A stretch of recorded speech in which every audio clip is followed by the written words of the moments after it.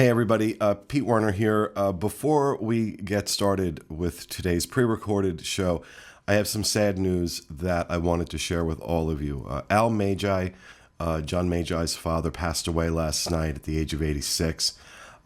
He had recently fallen ill in the last couple of months and passed away last night. So we pre-recorded the show yesterday, so I just found out about this this morning. So I just wanted to ask all of you to please keep John and his family in your thoughts and prayers, especially over Thanksgiving. It's never easy to lose a parent. It's especially difficult when it happens over the holidays. And the family is asking that in lieu of flowers, that donations be made to Give Kids the World in his dad's name. It's Alfred Magi. And we'd appreciate your support and your good thoughts and prayers for John and his family. Now on with this week's show. Hello everyone and welcome to the show. Coming up this week, changes to Disney's Magical Express have some guests upset. More information about the upcoming edition of Star Wars Land to Disney's Hollywood Studios have been announced, also to the Disneyland version of that. We'll discuss those. And we're also going to discuss an article on the Diz this week by contributor Declan Floyd, where he discusses when Disney should be putting up their holiday decorations. Also, a little later on, we're going to talk about the holiday events that we are looking forward to this season at Walt Disney World. All that coming up next.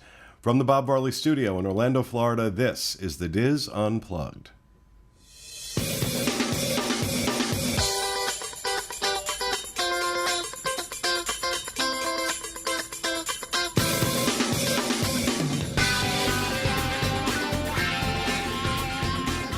This is the Diz Unplugged, episode 966 for the week of November 21st, 2017.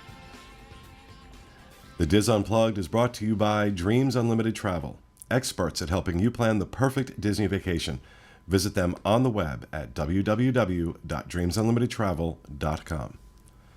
Hello, everyone, and welcome to the show. Coming to you from the Bob Varley Studio in Orlando, Florida, I'm your host, Pete Werner, joined at the table this week by my good friends, Mr. Sean Falk. Hi. Mr. Charles Boda. Hello. Mr. Steve Porter. Hello. And back in the production nook, Mr. Craig Williams. Hello. And we're a little light this week because a lot of folks are heading out for Thanksgiving. So Rhino's on the road. Kathy and Teresa have family in town. John and Kevin have things going on. So we are actually pre-recording this. We are not live. You will notice I did not say coming to you live from the Bob Varley Studio because we're actually pre-recording this on Monday. So here's hoping no major stories come out after we do this. But yeah, everybody's getting ready for Thanksgiving, but we did not want to miss a show this week. We've already missed a few over the last couple of months, and I hate doing that. But so we wanted to make sure we had a show going up. So we just thought we'd pre-record today. It's Monday, and we just knocked off a couple of other shows for December, for Best and Worst of Walt Disney World and our Disney Dining Show. But in housekeeping, just a couple things I want to mention. First and foremost, we have someone that is kind of a video contributor, we'll call him. His name is Mark Anderson out in California. Put together a video for us. What's the series name again? What are we calling it, Craig? Magic of the Parks? Magic of the Parks. Yeah, I think that's what it's called. That's what we're calling it. Sure it is. It's a style of video we have not done before, and Mark did an incredible job of shooting this, narrating it, and this first one is it's almost documentary style of the riverboat, the Mark Twain. Really informative. At Disneyland and the history of it. And I got to tell you, when he sent it in and I looked at it, I was absolutely over the moon. And the comments we're getting on it are awesome. I really want you to check it out. We will have a link to it in the show notes page, dizunplugged.com. It's also currently being featured on the homepage of the Diz, wdwinfo.com. And of course, you can go over to our YouTube channel, youtube.com/wdwinfo. This is on the Diz YouTube channel. and check it out there along with some other videos. We also have another YouTube channel other than that, youtube.com/DizUnplugged. We have all these things. And I can't keep track of it, so I have to ask Craig, like, where is it? Where do we put it? I know 90% of the time. Well, you better know 100% of the time, pal, because you're the one doing it. So, but Mark did an amazing job with this, so I really encourage you. It's short. I think it's about 10, 12 minutes long. About 7. 7? Yeah. 7 minutes long. Really informative. Really incredibly informative. Very proud of the job he did on this. And there'll be some more coming in the weeks and months to come, so stay tuned for that. Also want to remind everyone about, now that it's, Thanksgiving's coming up, we're going on our holiday schedule soon. Our last show of the year is going to be December 12th? 14th. 14th? Right? Oh, no, that's November. That's November. I had it right. 12th, yes, you're December right. 12th. No, that's not right. The 19th will be our last show. No, it's not. The 12th is. Never mind. Sorry. Look, we decided at the last minute we were going to pre-record, so I normally really take Monday to sort through my notes, make sure I have my I's dotted, my T's crossed. Did not get to do that today. But December 12th will be the last show of the year for the Diz Unplugged Tuesday edition. I think that week you're all wrapping up. I think the Disneyland show wraps up that week. Universal show wraps up that week. The Disney Dining Show, the Disney and our Best and Worst of Walt Disney World shows will have episodes airing throughout the rest of the year on their normal schedule because we pre-record those. So the shows that we do live, we don't. We're taking a. What's the matter? The cuckoo clock is going on? No. We had a moment. Yeah, we had a moment. Oh, okay. All right, it's going to be one of those shows. So we will have a lot of content going up throughout December, irrespective. We've been making plans for that. Craig is hard at work on making sure all those things are put together and scheduled, so you will still be seeing us, but our Tuesday show will return January 2nd for our first show of the new year. So I just want to remind everybody of that. Anything else in housekeeping? No. I cover everything? Think. All right, so let's start out with some of the news and that we want to discuss this week. First up, and this really, people are losing their minds now. Due to an increase in security screenings at Orlando International Airport by the TSA, Disney's Magical Express is now picking guests up from their Disney resorts 4 hours before their scheduled flight time. This policy went into effect on November 17th. Disney says the policy will be reevaluated in January after the holiday season is over, but while the policy is largely due to an increase in security by the TSA, it's also a precautionary measure as holiday travel increases. So we'll update that if it changes, but people are not thrilled because TSA doesn't want you going through security until 2 hours before they don't enforce it, but they suggest that you don't go through security until 2 hours before your flight. By the time you get to the airport, get checked in, you're 3 hours ahead of your flight time. And especially for hardcore Disney fans who want every last minute they can get at World before they have to leave. I noticed a huge reaction of, well, I'm going to Uber then, or I'm going to get a taxi or whatever because I'm not going that early. Which I understand because Disney fans, if your flight's at 6 o'clock and now you have to be back to the hotel by, because you're not going to get there right when the bus is leaving. So you're probably even going to get to the hotel 5 hours before because you got to get your bags to the front of the hotel and do what you need to do. So, that last day, if your flight's at 6 o'clock, you have to be back to your hotel at noon. Is it really now even worth the last day to spend a ticket on if you're only going to be in the parks from 9 a.m. till 12? But, the other side of that is, we're hearing the stories about the enhanced screening going on now, that they're making people pull out, potato chips and all this other stuff from their bags. really backing up the security lines. Yeah. Well, the last time I was there, about a month ago, the line for security was back out to the food court. For anybody who's been in Orlando International, the food court is not near the security section, but it was snaked around. I mean, it was really, really long, and I got there, and my heart immediately popped up into my throat because I got there 2 hours early, and I just barely skated through. So I'd recommend don't Uber, just go there really early, especially the closer it gets to the holidays. There's no point risking it. Yeah, I mean, just like any flight, anywhere, you have to base it on what time of the day you're leaving. So if you're leaving at you have a 9 o'clock flight, you don't want to show up an hour before your flight because that's when things are very, very busy, But if you're on the 6 a.m. flight leaving, you don't have to get there 4 hours before for that. Right. Yeah. It's not going to be that busy. Well, now I wouldn't recommend this if you are if you're only traveling once a year, but if you travel anything more than that, for me, this is really worth it. I signed up for Clear, which you bypass the security line. And they literally will, at OIA, it's different policies at different airports, but at Orlando International, and somebody got on me on Twitter because I said OIA instead of MCO. If I'm flying in, it's MCO. If I'm sitting here, it's Orlando International Airport, or OIA, it's what we call it. But if I'm flying out of Orlando, first of all, there's no line. You can walk right up to Clear, you give them your ID and put your thumbprint in. Or no, just show them your boarding pass and put your thumbprint in.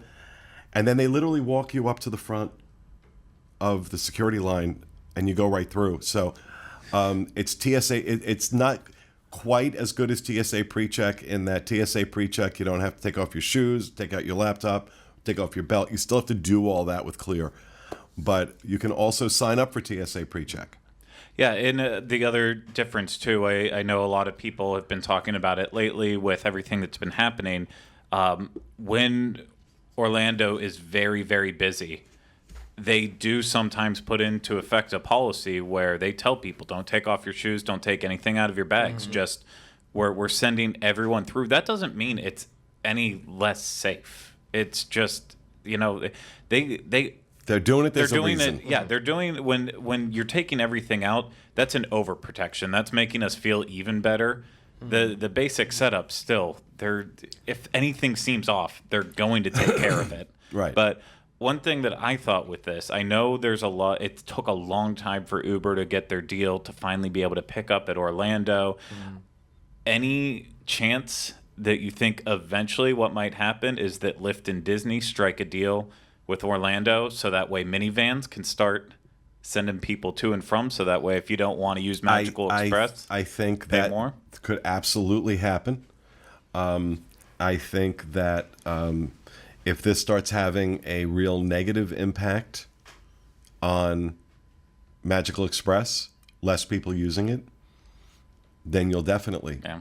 But you got to remember why Magical Express exists.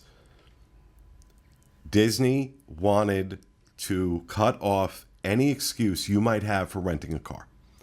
They wanted you on site, captive audience, bypass. They wanted you to bypass everything else. They wanted you to fly into Orlando. We've got your bags. You can't go anywhere else. We got your bags.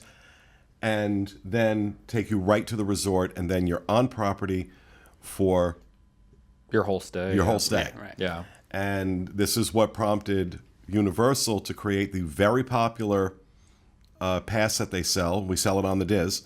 That includes transportation from Disney resorts to Universal, along with entrance to the parks. And we'll make sure Craig puts a link to that pass as well, because Magical Express was a success, and that really hurt Universal back in those days. I don't know that it hurts them as much now with the draw of Harry Potter, but.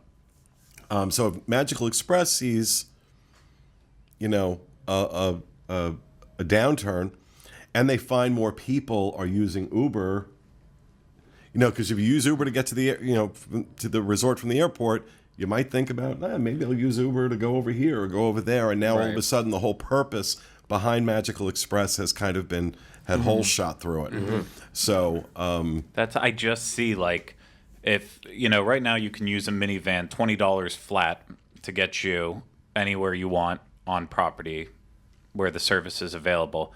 Just think if you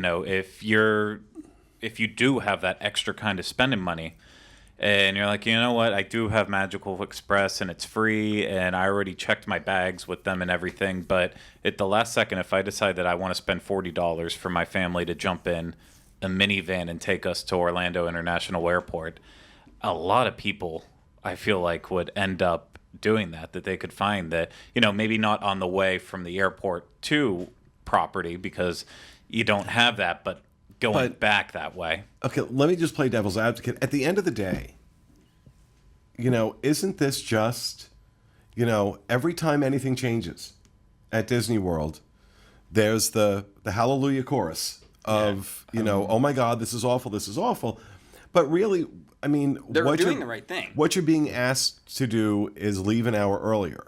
I mean, you're still going to need to leave 3 hours ahead. If you're going to give yourself that 2-hour window, which you better give yourself right now at Orlando International, you're still going to have to leave property 3 hours ahead of your flight time. So they're asking an extra hour. And if Disney doesn't do it and people start missing their flights, then what's the response going to be? Right. I missed my flight because Magical Express, and now it's Disney's fault, and you owe me like my child's college tuition and a mansion in the hills. No, I mean, that was going to be my point. I mean, I'm really bad. I mean, everyone knows I'm late to a lot of stuff and everything. Oh, he's late to everything. I'm late to everything or whatever. So I'm real bad about that. I show up to the airport probably 40 minutes before my flight. And have never missed a flight. But I also don't check bags. So I will carry nothing in order to not have to check a bag. You don't ever want to fly with me. Yeah. So I get to the airport like 10 minutes before my doors close. Let's talk about what happens when you're late to airports and you're flying with me, Craig. You better hope that you're flying to different end destinations. Otherwise, the shoulder will be cold for quite a while. I remember one year going out, I think it was 2014, going out to California. The last human being on the plane, right before they closed the door, was Mr. Craig Williams. And I told him flat out, you ever miss a business trip because you can't get to the airport on time, look for another job. I was pissed. Yeah. Because I'm that guy who's there early. I am too. I will make sure that I know what generally what amount of time it's going to take me to go through security, and I add an hour. So I'm at the airport. If my flight's at 7 a.m., I'm at the airport no later than 4:30. Oh, yeah. When we flew back from California, I remember you were like, okay, this is when we're going to the airport. And I was like, why? Like, I can't. I was like, what am I going to do all this time? Like, just sitting at the airport. It's an airport with stuff to do. I can entertain we have devices to entertain ourselves wherever we are, 24 hours a day, 7 days a week. Traveling is stressful enough. I love to travel. I hate the process of getting there. I've said that many, many times. I don't want to add stress. So if I get to an airport and I haven't budgeted my time properly and there's a 2-hour security line because something happened, and oh my God, I'm going to miss my flight. Now all of a sudden, on top of having to run around and get to the airport and get through the airport and go through security and practically get undressed before you can get on a plane, now I've got the stress of, oh my God, I'm going to miss my plane. I will say with all this too, Steve and I were talking about it earlier before he leaves for Thanksgiving. Like if you're flying Delta or JetBlue and you have to get to the airport really, really early, I feel bad because like Delta Terminal, I mean, I absolutely hate it. There's a Starbucks and there's a Burger King and there's an Outback Steakhouse and that's it. But like right now with the Southwest Terminal at Orlando, it is incredible. Like they completely redid it. They added Cask and Larder, which was the sister restaurant to Ravenous Pig and does the Polite Pig in Disney Springs. They are the like big restaurant in there right now. It's just an incredible terminal. So, if you were fretting like, oh gosh, I don't want to get there early. If you're at least like flying Southwest, Well, that's it's like only a if you're- vacation. Look, if you get to the airport early and security looks decent and security isn't backed up to the food court, there's a lot to do in OIA before you go over to your gate. Yeah, they've been renovating the airport for what, 3 years Yeah, or at so least. now, and it's looking better and better. It's an awesome airport. It's one of the best airports that I travel in and out of. That's always been confusing to me. I don't understand why. For me, I mean, I've been in a lot of airports, and I can't think of any other airports where all the food court and the stuff to do is before you go through security. Like, I don't understand that part of it. Like, I feel like security should be right when you get there, and then food courts and all these things. Like, the people who are eating there are flying. Like, it should be on the other side. It's really confusing. Yeah, I don't know, but I as airports go, I like OIA, and I'm just gonna keep saying it because it's pissing that one guy off. But we'll see what happens with this. So Disney's going to reevaluate it in January. They're going to do this through the holiday season. I think it's a responsible decision. I think the people that are giving Disney crap about it need to sit down and shut up, because you're the people that are going to miss your flights, and you're the people that are going to be demanding free vacations because you missed your flight home. So I think they're doing the right thing, and we'll see. We'll see. So, all right, we're going to move on, and we're going to talk about some things that happened recently, some information that was revealed regarding Star Wars Land, and I'm going to throw this over to our resident Star Wars nerds, Steve and Charles and Craig.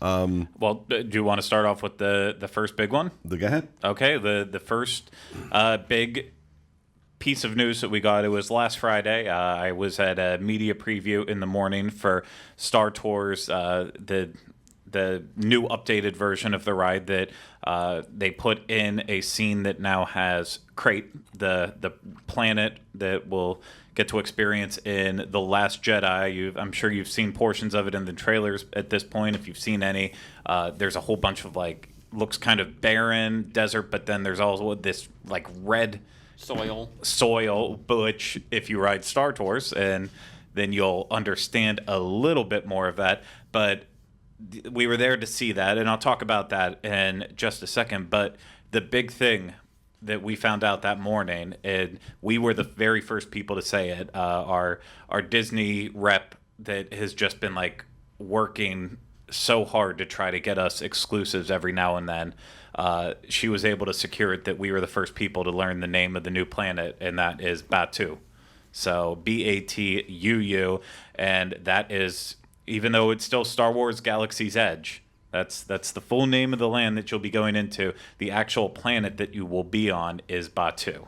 So it's nice to be able to put a name to it, because before it was this confusion of where does this actually exist in the Star Wars universe. It's obviously becoming canon, and it's becoming a whole part of everything that's happening with it. But it was, some people were wondering, when they build Star Wars Land, is it going to be an extension of Tatooine? Is it going to feature Endor, some other place? What's it going to be? We knew that it was going to be a distant planet, didn't know exactly what it was, and now we finally do. So I'm just going to start calling it Batu, because Star Wars Galaxy's Edge is just way too long. So you'll hear me say Star Wars Land or Batu. I think it's really cool just to know it's a small detail, but I think it does have a bigger impact in that this is Disney's first big move in making it a fully immersive land, and that you're going into yes, you can stay somewhat with the attractions that you go into the movies, but this is a fully immersive land where it's a actual place that you're visiting in the Star Wars universe. And so just having the name to put on it, and every little detail that's starting to come out, and the more we find out, the more I'm getting excited to know more, and what is this place all about, and what Star Wars characters that we're familiar with know about this place. And so I feel like the more details that come out, the more I'm getting excited. Well, and that's to talk about the immersion in it. It is already starting now, because even though we knew with the new edition that we were going to get to see Crate, that was kind of the only little bit. But this is going to have spoilers out here, so if you don't want to hear it before you go out and ride Star Tours, maybe skip ahead just 2 or 3 minutes here while I'm rambling on, but there will be spoilers on the new ride. Right now, the current configuration is you start off with the Stormtrooper scene, and then you go into the Jakku scene that was added for The Force Awakens. After that, you then see one of multiple different scenarios where they talk about the Rebel Spy and where they need to get you. Except they kind of dropped the Rebel Spy act a little bit for it. With ours, I saw at least 2. The first was Maz Kanata, who is, who Han and Chewie and all of them go to visit in The Force Awakens, and she's going to have a much bigger role in The Last Jedi, which is kind of cool. Or then the other one we saw was Poe Dameron had a little bit where he kind of hologrammed in and started talking to us. Then we actually went to Crate right after that. And so if you remember in the one trailer, there was these weird like ice wolf creatures kind of in the background. Turns out that those are actually on Crate too. So it's a very strange planet. But then all that red soil, I don't know the exact type of what it is, but apparently it is some sort of like crystal. What kind of Star Wars fan are you that you don't know the chemical composition of the soil on, what is it, 2 Crate? It was on just Crate. But Crate. Okay. Are you Not saying too it's great. to make the red lightsabers? I don't know that for sure. And we were too. This is going way off the nerd track. That's so cool. What do you mean? Well, the cool part about it is we Wow. weren't really talking to everyone there about Star Tours so much as it was kind of a get us excited about what we're going to hear about Galaxy's Edge at Galactic Nights because there are going to be a lot of new information coming out then. But in this circumstance, what's really awesome about it is when you're flying through like this kind of glassy underground caverns, it's almost like a throwback to the original Star Tours when you would fly through the comet, and it was the ice comet, and apparently that was done intentionally to try to finally give some love back to original Star Tours. But then after you fly off Crate and you have a little experience with Poe and then General Hux. So I like that you get the balance of the good guys and the bad guys. Okay, I've seen all the movies. I have no idea who these people are. Yeah, I was like, I saw Star Poe Wars. Dameron is Oscar Isaac. He's the one who... Okay, you're not helping. Okay, never mind then. But then the cool part is instead of landing at a different location like you did in the end, you now land in Batu. And it's the final, That's and they tell you, like, now your story's about to begin, and you're going into it. So Star Tours is going to work as kind of the first chapter of your story before you go in and then experience the rest of Galaxy's Edge. And that was like kind of cool, even though we couldn't go and walk right into it yet. Just knowing that people will. I mean, I'm sure they're going to change the exit to Star Tours so that way you'll end up in there. You're going to have to. But it was one of those things you're like, oh my gosh, one day you will be able to just walk out the door and you're right there. And so it's just the first step in it. And I am very excited for Galaxy's Edge, just seeing what they did with this. That's a brilliant marketing move too by Disney, because from now until Galaxy's Edge opens, everyone's going to see that last scene and say, "Oh my gosh, now we have to come back." So, okay, let's talk about, you use the word canon, Craig, and you talk about marketing. How much of this storyline that they're building around Disney's Hollywood Studios do you think is going to end up in future movies as a marketing push back to go to Disney World? A ton of it, I'm sure. Yeah, I'm not positive at this time yet, but I know they haven't announced anything or anything. Yeah, but we know that they're going to still continually try to put out these little small stories like we had with Rogue One. We'll have Solo coming up in 2018, all the Obi-Wan in the future, all of those stories. But then we also learned just a week or two ago that Rian Johnson is going to start up the next trilogy that happens after this trilogy is finished with the entire Skywalker realm. And then we have another one right after that. So will Batu end up showing up in an actual trilogy film? It could absolutely I just happen. wonder how much the films are going to be used as, adjacent marketing for the theme parks. Quite a bit. Quite a bit. I think that's the reason why. So even in the way that they describe Batu is that it's a crossroads, in that It's not. It's kind of off the beaten path, but it's out of the mainstream. And I think that's the hint that I think it won't ever be in the movies. I don't know that for a fact, but my prediction is that's their way of saying this is not going to be in the movies, but it is a crossroads in the way that you will see characters here all mingling together from different movies and different, coming together so that they can basically use it as that marketing tool to say, oh, it's completely in. No, but I'm talking about. I'm talking more about the tail wagging the dog. The normal. In the normal realm of things, a movie comes out, it's successful, and then characters or things related to that movie will get added into the theme Pirates parks. Syndrome. Pirates of the Caribbean is a great example there. Yeah. But now I'm talking about this being done in reverse, where now this whole storyline has been created for Hollywood studios for Star Wars Galaxies Edge. This whole storyline that has never appeared in any of the other films. We've never heard about, this planet Batu in any of the other films. Now it's been created for Hollywood studios. Now, does Batu start showing up in films all of a sudden now? And so that it's kind of that almost... And, when we go to Batu, are there people with mouse ears? See, I think that more than likely it's going to get referenced. Maybe not in the movies, maybe in comic books or slightly off stuff. But the thing is, kind of like Steve said, the way that they set it up is for, it's an out-of-the-way outpost. And by the way, to really nerd out, Wikipedia's description of it.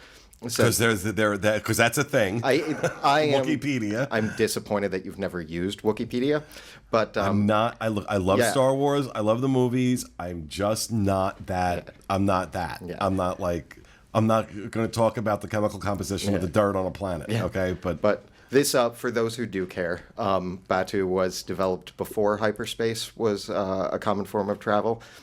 So once hyperspace routes became the main way people traversed, people started spending less time on Batu, and that's when it became a haven for smugglers and all that. But anyway, back to the actual point. So it's like the town making. in Cars? Well, it's off the highway. It's off the intergalactic highway. But yeah, no. I'm just going to say Sean is ready to kill himself right now. No, it's only because I feel this exact same amount of love and devotion for the show Once Upon a Time. So, and I could literally sit and talk about it all day. So, and I know people hate it, but I still like it, and it's still Once my Upon a thing. Time. So, and I can sit in random moments and be like, Regina did this. I know that. So The only completely. thing I will geek out at this level on is Disney. What about Game of Thrones for you?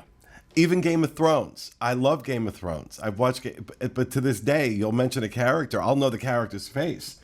But you mention a character, I'm like, who are you talking about? Oh, you remember the guy that did the thing. Oh, okay, yeah, I know who he is. He did tell the two of us to shut up about Game of Thrones while we were on our way to a Game of Thrones concert.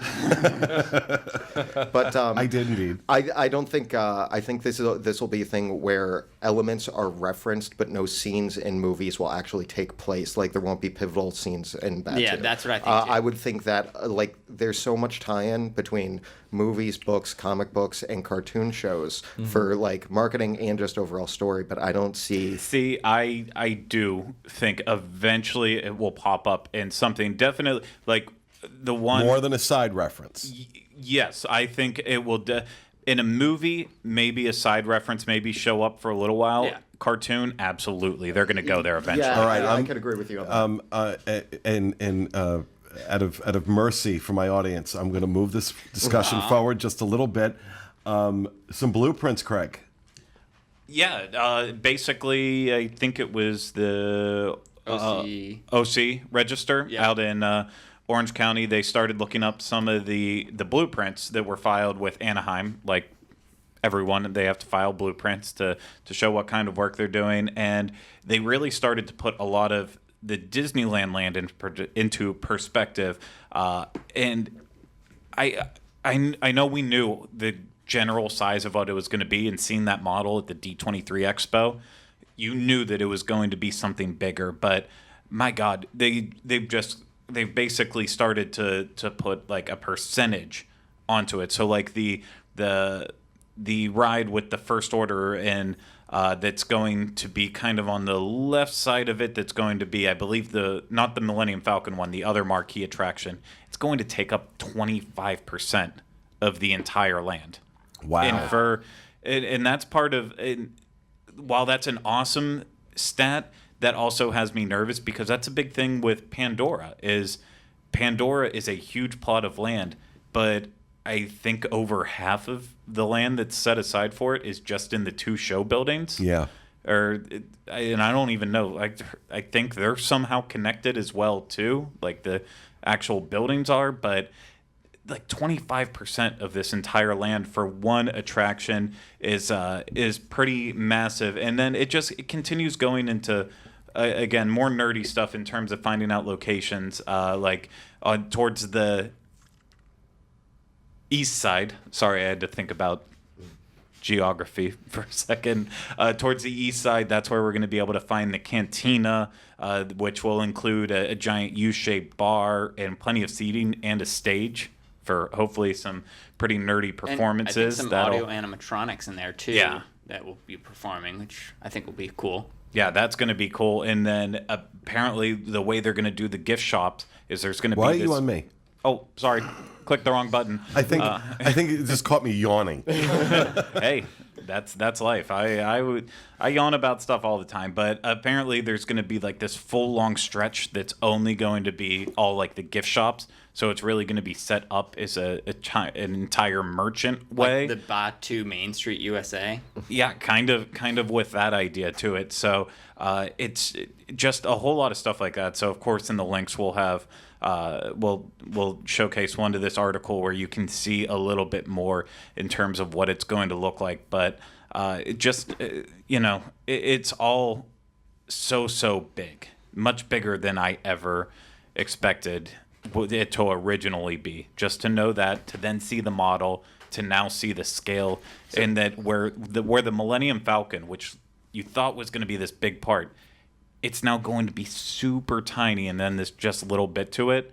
I don't think we're prepared for the scope of this land. Just a quick thing before we wrap up on this topic, but I think in Hollywood Studios that will go over great with how big it is. Do you think in Disneyland, as compared for Hollywood Studios, again, it's fine. I think in Disneyland, though, it might be weird if it's that big of that a huge section of that park. Is it now Disneyland and Batu as like almost 2 parks collided, almost like Future World and World Showcase?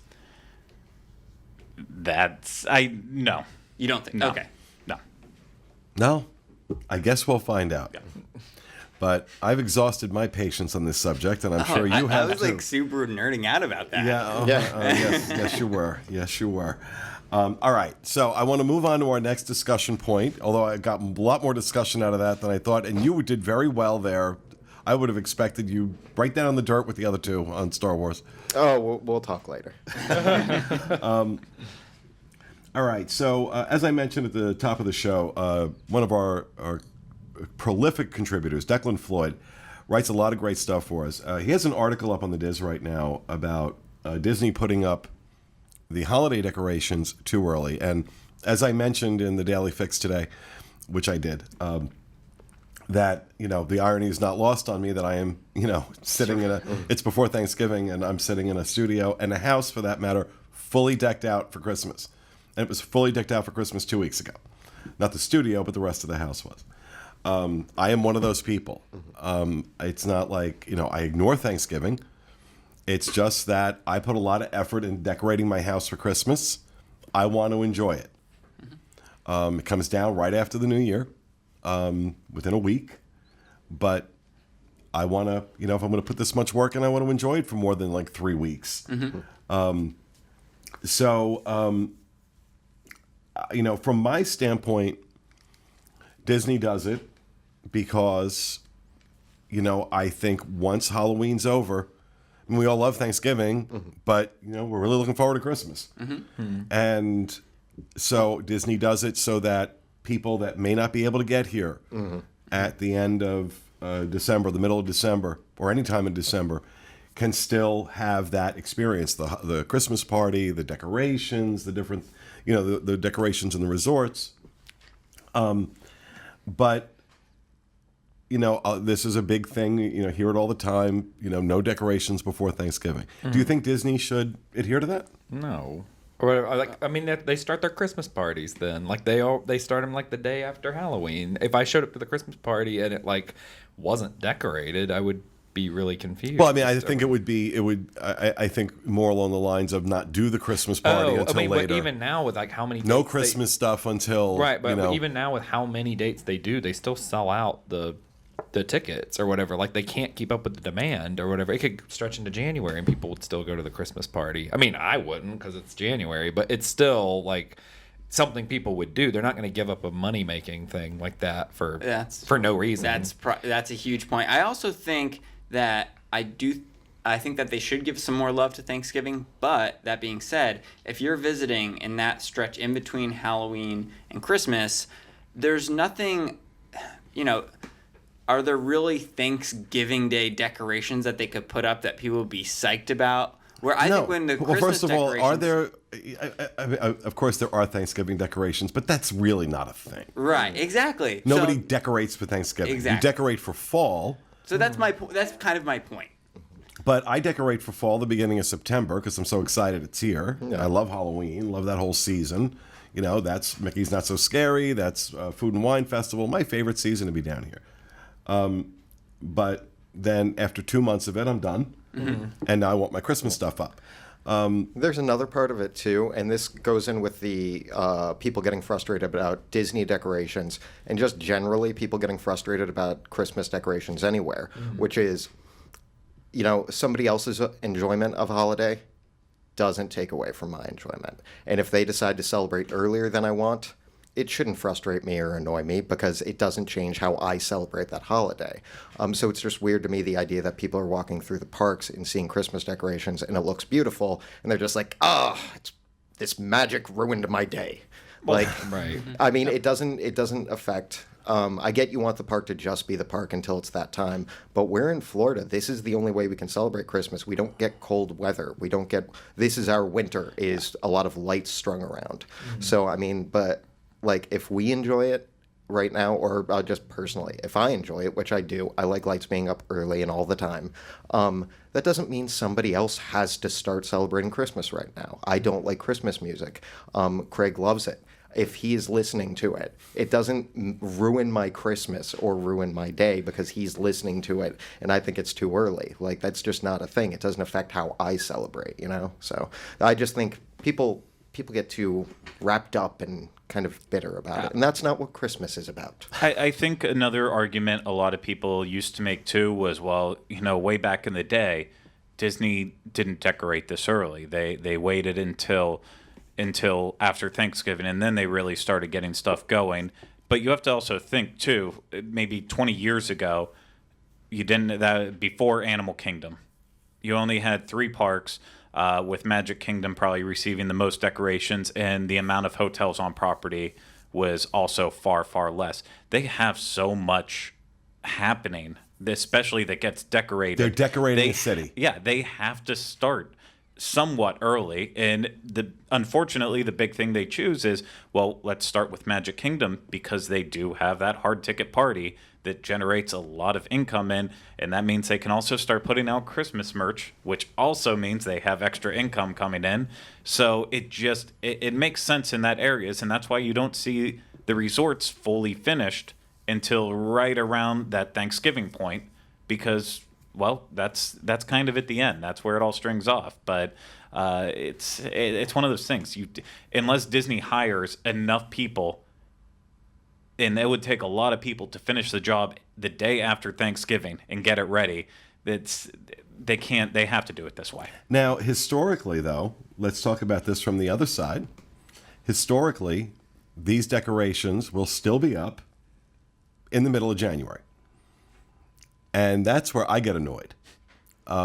It's like in the run-up to Christmas, I'm okay with that. Mm-hmm. But then once the big day happens, it's over. I'm all for like through New Year's. That's fine.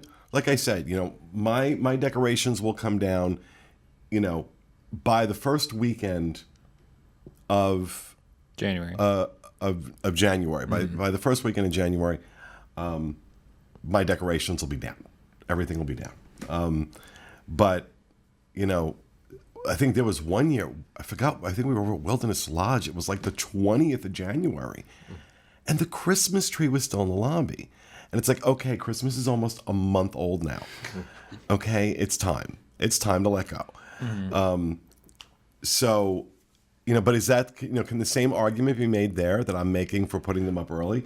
That people don't get to come during the holidays, and that, January is historically a little less crowded, not as much now as it was a few years ago, also a little less expensive. Yeah.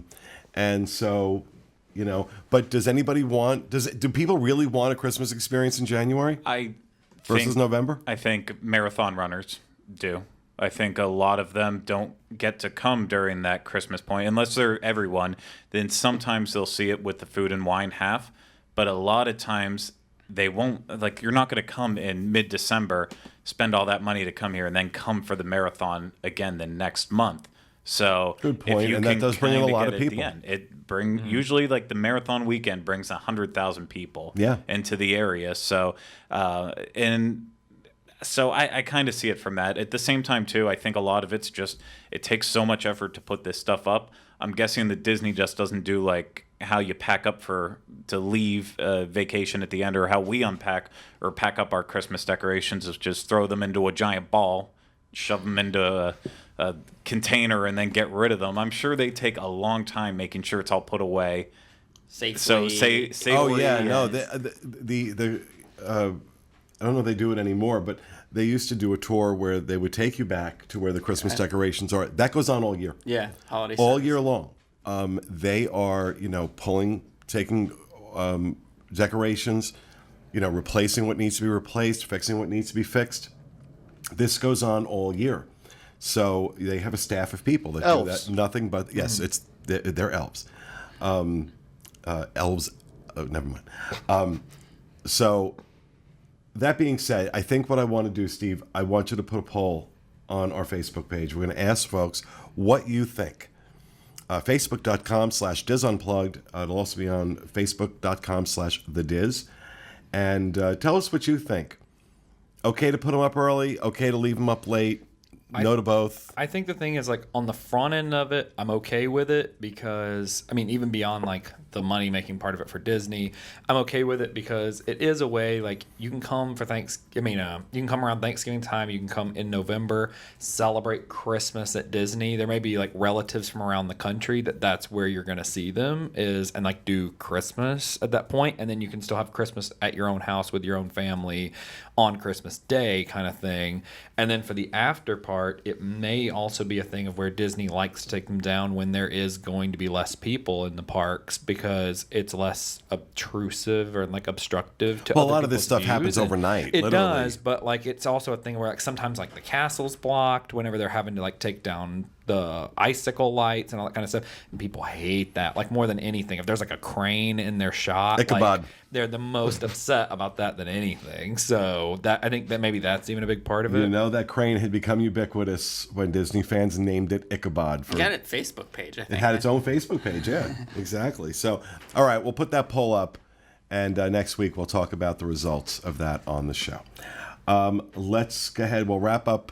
That'll wrap up our news block, and we're going to move on to rapid fire. And we're going to start with you, Sean. Alrighty.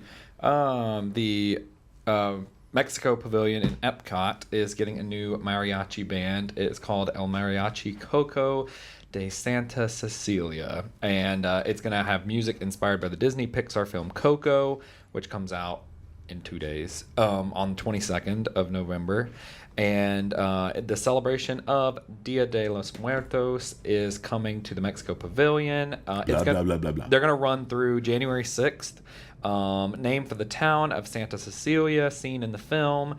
The mariachi band will perform songs from the movie, including the beautiful Remember Me and the heartwarming The World Is Mi Familia, which I don't know either of those songs because the movie's not out. At the outdoor Mexico character greeting location, it's going to run at Mexico. Donald Duck will greet guests inside the pyramid instead of being outside the pyramid.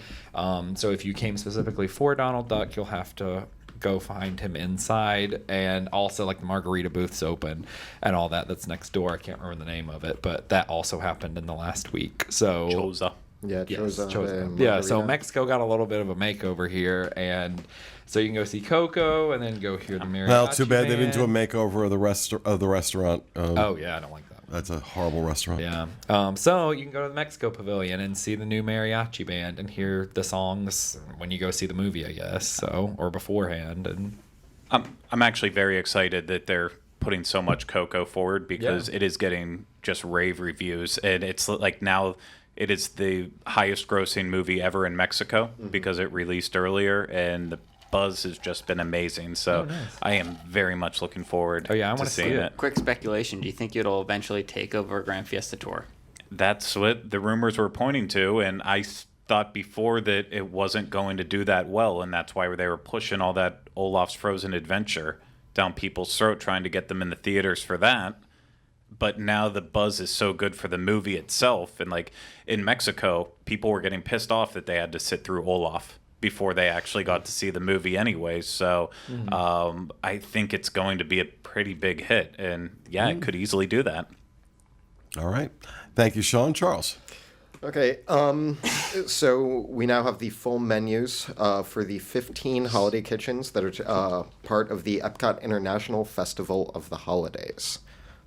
And if you'd like, I can read you off all 15 of those full menus. No, that's all right.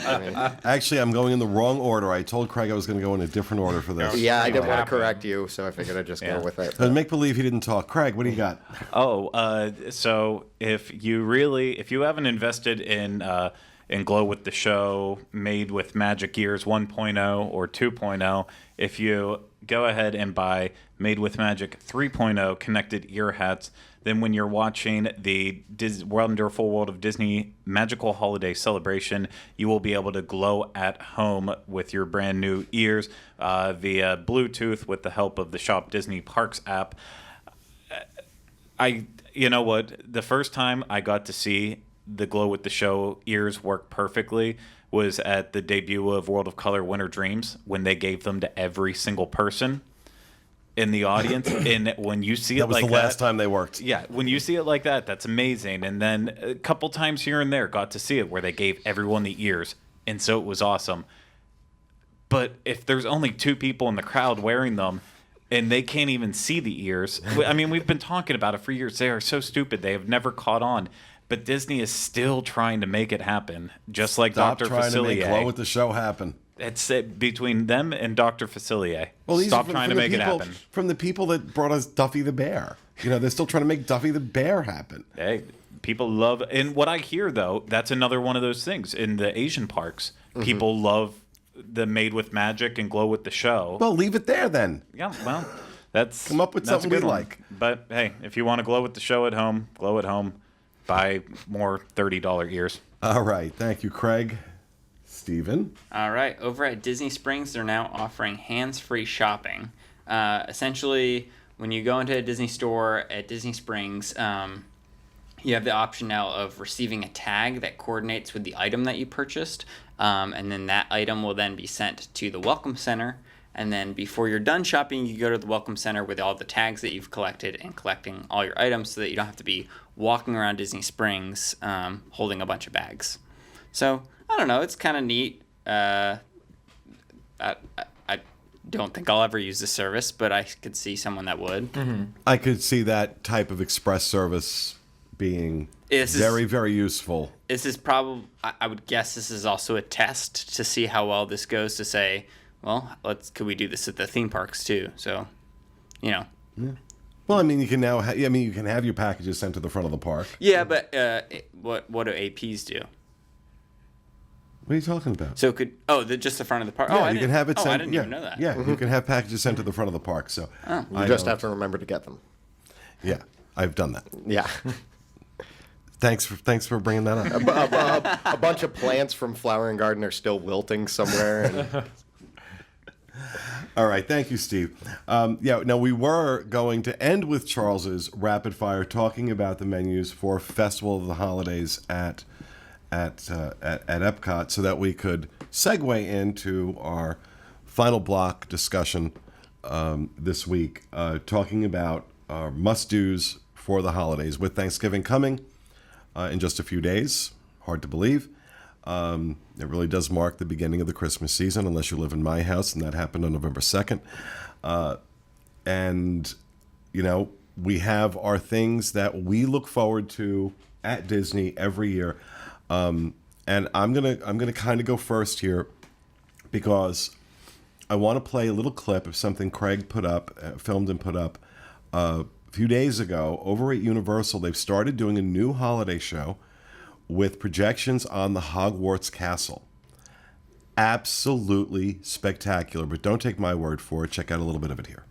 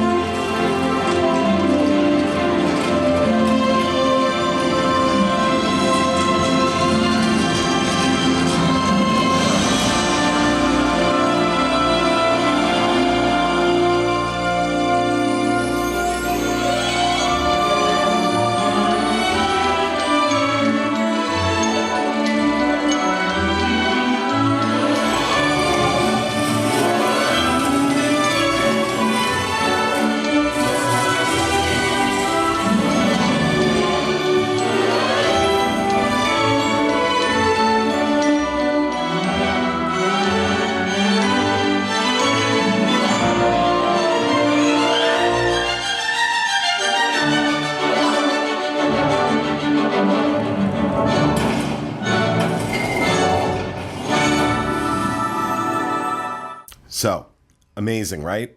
Absolutely beautiful what they did. Seven-minute show, was it? Yeah, 7 it or was 8 roughly minutes? 7 minutes, yeah. So it's not, ridiculous. And that's something I have to get over and say. I think that for as beautiful as that video is, Craig, and I mentioned that to you before, I thought you did a beautiful job with that. As beautiful as that video is, I can only imagine it is even more beautiful in person. And Universal's upping their game. Plus, there is another thing. I'm going to do it. I've got to make reservations. They still do the Grinch Breakfast, right? Yeah, yep, they do. Got to do that on my birthday this year. Oh, that'd be fun. Got December Good idea. 6th. December 6th, I got to go do that. Because the guy that they have playing the Grinch always is phenomenal. Very funny. Very, very funny. So definitely want to do that. That's something I'm looking forward to this season. Of course, Candlelight Processional is a mainstay for many of us. It's become a thing for Mom and I on her birthday, which is December 10th. And we always go and we have dinner at Rose and Crown in the UK, and then go see the Candlelight Processional. So always look forward to that. And of course, just kind of doing the resort hopping and seeing all the different decorations and things that they do, buying the gingerbread houses at the different, and because they're always selling the peppermint bark and that's, I love that. I absolutely love that. What about you, Gregory? What are you looking forward to? Oh, man. So much. Like, the one thing that I look forward to every year that's off property, now after I went there for the first time way back recording went to ice at Gaylord's Palms. It is just, it might be one of my favorite things. First off, because I love the temperature in there when you get to walk in and just freeze your cojones off. It is. You're naturally very frigid, so Yeah. No, I mean, I makes love the perfect sense. cold, but it's even better than when you get to be super cold in there because of it. But Just it's like seems- 20 degrees in there. Oh, it's wonderful, and all the ice sculptures that they have are just so amazing. And the theme changes each year. Some years it's better than other. Like the first year I did it was Night Before Christmas. Last year it was awesome because it was Peanuts and Charlie Brown Christmas. This year it's holidays around the world, so I think there's some promise there. But I love doing that. In terms of at Walt Disney World, I am, now that the menus are out that Charles was going to talk about, they have seemed to have changed up how they did it last year. Last year, they had all the kiosks around, but they were like full-size, big food portions, more like little mini meals. This feels like it's back to that kind of food and wine, flower garden, small plate styles. So get to try a lot more options throughout all of World Showcase, and they brought back an eggnog beer made by Shipyard that they had last year. That was Okay, like, that just sounds vile on levels I can't describe. it was awesome. I cannot wait to get back and get it. Rhino and I got it like the first weekend and then went back the next one, and they were completely tapped out. Sean, you're a beer drinker who hates eggnog. So are you looking forward to eggnog beer? God, no. Or whatever. I mean, it might be great. I mean, it's not that I won't drink it. It's just, it doesn't sound, it wouldn't be my first choice, but if somebody put it in front of me and was like, drink this, then I would. But Christmas in a cup, just as everything yeah, should be. I'll have it. It's worth the shot, I guess. But Yeah, and then I've been raving about it. I'm starting to become the minority on it, but I am still so impressed with the projections on Tower of Terror. I know a lot of people are really underwhelmed. I'm sorry, it's never going to be Osbourne. Osbourne was something completely different. Yeah. They can't do it anymore, but for what they can do in that park, I don't care that it doesn't match the theme of Tower of Terror. Get over it. It's a really nice extra addition that they didn't have to do. But it Yeah, puts they you in the did. holidays. 3/4 of their park is closed. It's something they absolutely, everything they do, they absolutely have to do because they are still charging full price for a park that is virtually shut down. When there are more bars in the park than there are attractions, they are absolutely obligated to do everything imaginable to compensate for that fact until Toy Story Land and Star Wars Galaxy's Edge open up. Can I go off of that then? Sure. I will say that Hollywood Studios, that almost that entire park now is decorated, which I think is awesome. That would Well, be it's my also thing. it's also about 3 blocks long. Well, yeah, but I mean, it's still, it is what it is, and they've done the best with what they can do. I don't know. They're getting ready for Star Wars. I'm still bitter about the fact that is still, there's no price adjustment for the fact Well, that yeah, half of that park literally is under construction. Well, yeah. And that's just ballsy. It's just ballsy. But okay. But Craig, you like that. Oh no, I do. I love all of the Sunset Seasons greetings videos that they play on there. I think it is just it's the right small addition. In the fact that it's only 15 minutes to see all of them.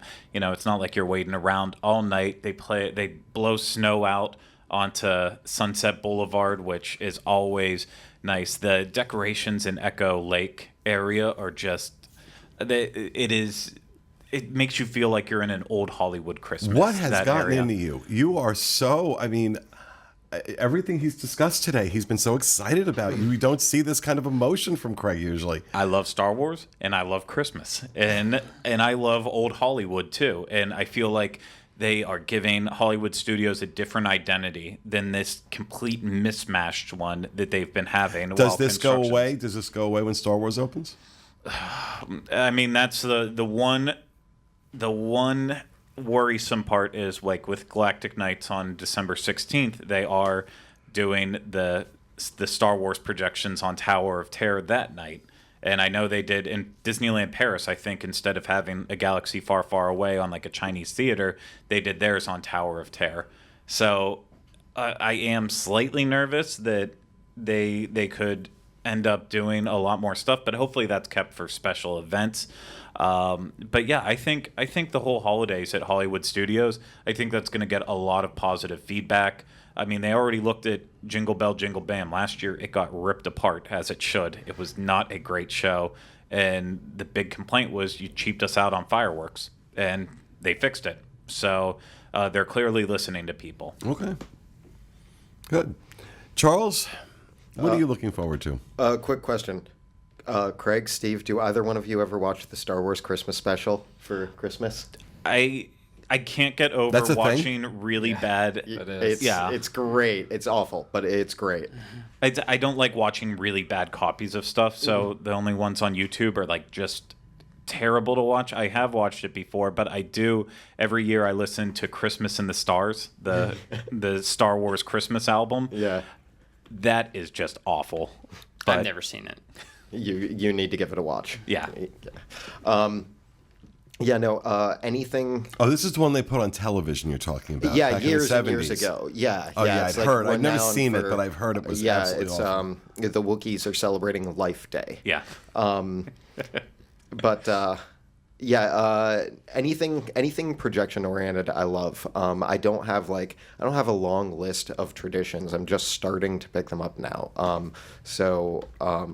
Already hit Mickey's Very Merry, and as I mentioned before, that was kind of like an anniversary of me going back to Disney parks. I've been to Universal during the winter, but I've never been for any of the Christmas stuff, so I'm really looking forward to that. But any of the projection shows over on Hogwarts or on Tower of Terror, those things are really awesome. Plus, I kind of like to hop around a little and look at the life-size gingerbread scale model things and just do like a resort hopping day and just like check those out. So, there's always stuff to do. So I'm in the period where I'm now making new traditions to follow through with later. Awesome.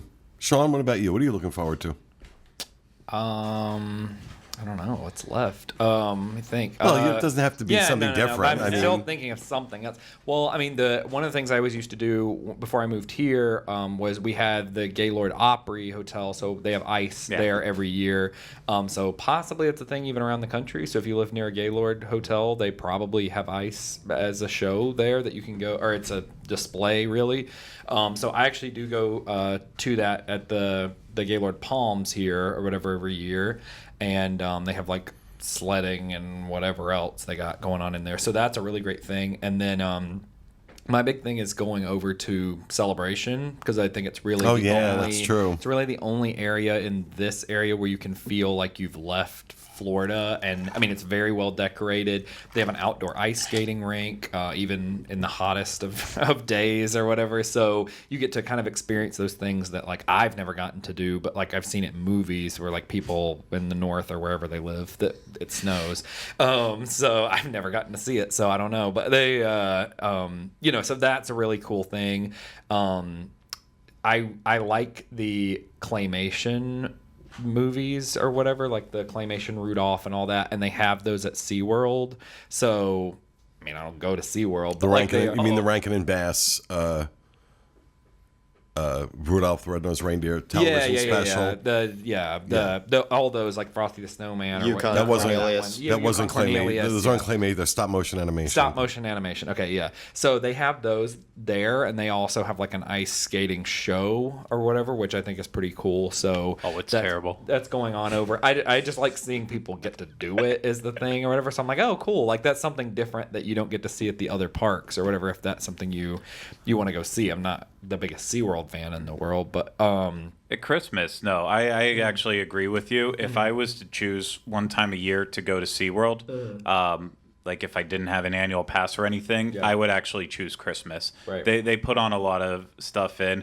For those people who are still so hurt over Osbourne lights, they do have their own lighted tree trail too, so you can see. It's not impressive, but they have lights. They have it. It's just not very good. Okay, I'm gonna give something that I think is probably a very unpopular opinion, but I actually don't like the Osbourne Lights show. I never liked it. I didn't think it was good.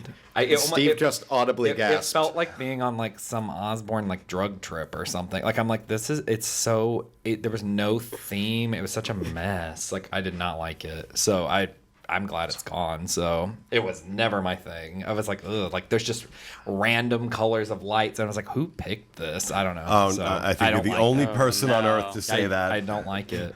Oh no. I mean, it was a big, bright display, so I like that because I like shiny things and can walk after them. But I was still like, ugh, like it's just, I don't know. Disney does such better theming stuff usually. The plot was derivative. It just,